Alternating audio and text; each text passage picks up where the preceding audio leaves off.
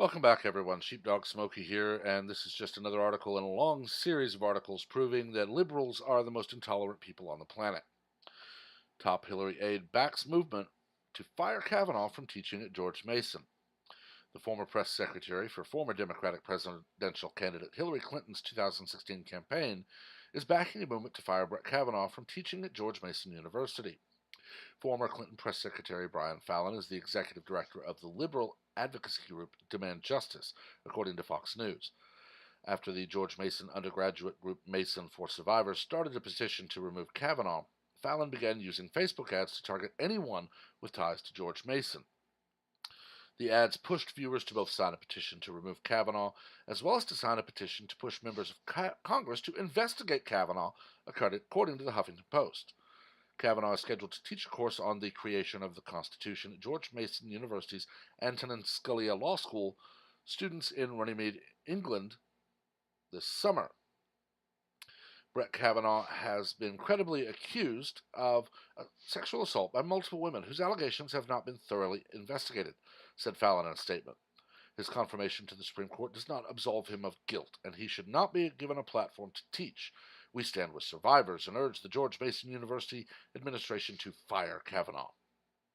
The petition, which has garnered almost 5,000 signatures so far, calls on George Mason University to terminate and void all contracts and affiliation with Brett Kavanaugh at George Mason University, and accuses the George Mason University administration of a historic amount of institutional negligence on your part to support survivors of sexual assault and the student body as a whole, which has bred a sense of mistrust and suffering within the Mason community and allies. I respect the views of people who disagreed with Justice Kavanaugh's Senate confirmation and due to questions raised about his sexual conduct in high school, but he was confirmed and is now a sitting justice, George Mason University President Angel Cabrera said in March in a statement. The law school has determined that the involvement of a U.S. Supreme Court justice contributes to making our law program uniquely valuable for our student, and I accept their judgment. Mason for Survivors will host a town hall discussion which Cabrera will attend on April 16th, according to the Huffington Post. Now, Mr. Fallon, I want to make something very clear. He was not credibly accused. He was accused by people who have been discredited. Swetnick has been all but proven to have made everything up herself. Avenatti is going to prison on 30-plus indictments. Blasey Ford only testified that something happened somewhere about 30 years ago, and somebody was there. But her polygraph statement was basically, do you believe the charges you made? Yes, I believe them. So no substantive questions asked of her. The witnesses she called remembered nothing.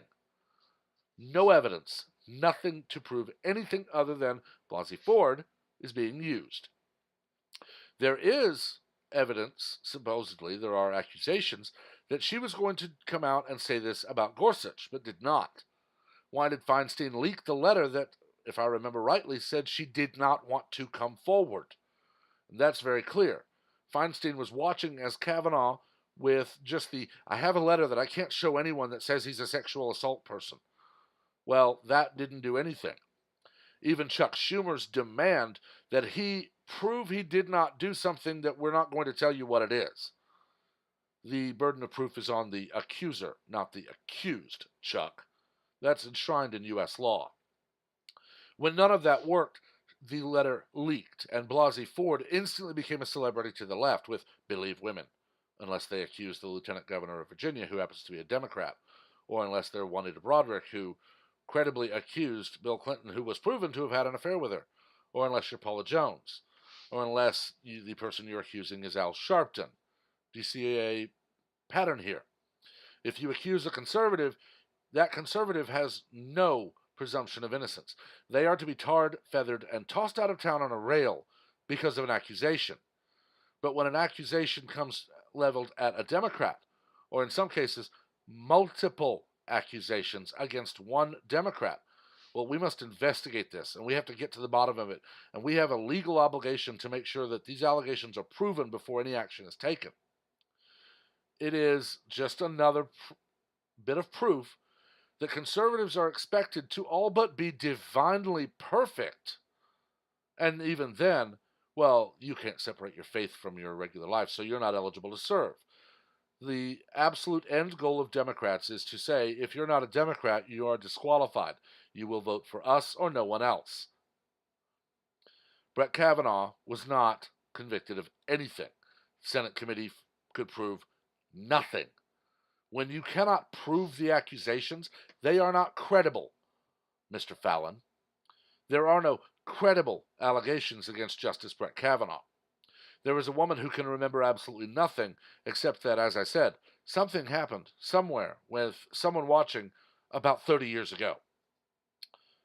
You go to police with that, they're going to take a report, and you'll never hear any results from the investigation. You can barely prove something happened 10 years ago with the witnesses cooperating and remembering what you said that happened. But when you say it was over 30 years ago, I don't remember who was there, I don't remember where it was, I don't remember exactly when. But it happened, it happened. Nothing will come of it because you can't prove it. And the burden of proof is on the accuser in all allegations like this. Blasey Ford milked the American public through multiple GoFundMe campaigns for millions of dollars and has now vanished into the woodwork. Likely she's writing a book about how the Republican controlled Senate further victimized her by not allowing the allegations to move forward, or some other BS like that. Swetnick is probably going to face charges, or she should, for her lies. Avenatti is going to go to prison for a good amount of time for his crimes.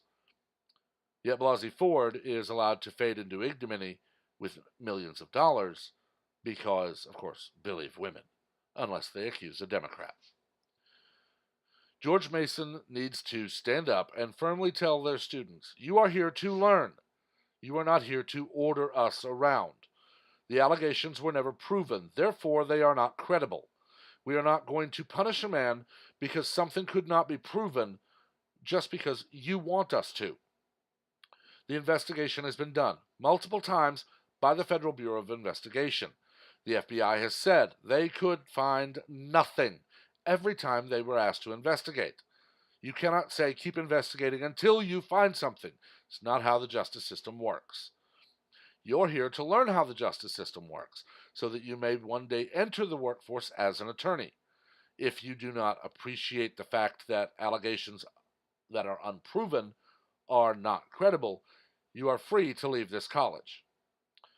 But unfortunately, their administration are spineless weaklings who are so afraid of a lawsuit because someone got triggered by the fact that Brett Kavanaugh was allowed to teach a course that only those in the law school could attend, and this person happens to be undergrad and not attending. They're so triggered that Brett Kavanaugh was within 10,000 miles of them that they sue the college. And some shyster lawyer is going to manage to get their client a lot of money because George Mason University would not discriminate against one person on the demand of a student. But I've talked about this long enough. I'm honestly tired of this crap. Students attend college, they attend school to learn. The teachers and administration are there to educate.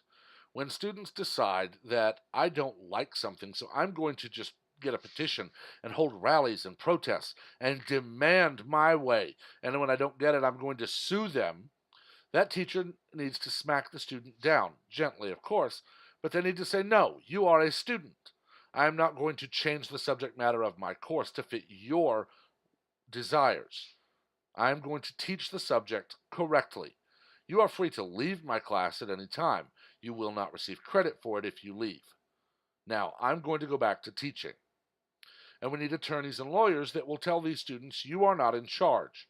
You are there to learn, and give those students another smackdown, albeit a gentle one, to say, you are there to learn that in the real world, you are not going to be able to demand your employer just fire someone because you don't like them. You are not going to be able to demand that someone just be kicked out of this apartment building because they happen to have a conservative political belief. You are not going to be able to control the world. And until these students are taught that, we're going to get more of this insanity all over the news.